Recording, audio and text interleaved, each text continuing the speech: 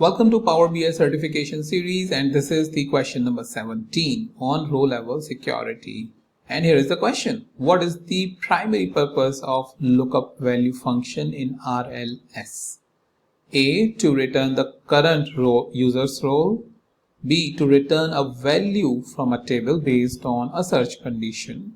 C. To filter data based on a date range.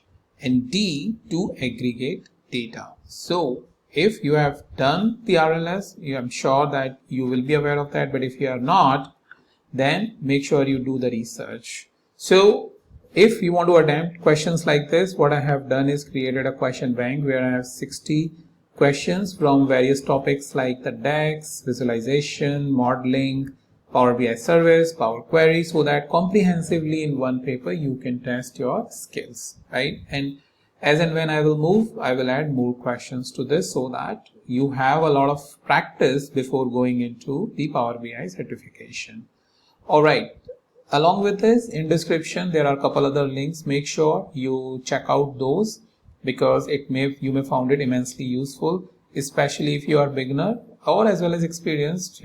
I keep releasing some new details on my private group or on the links that I have given in the descriptions. So with that, thank you so much. I will meet you in the new video with the new topic.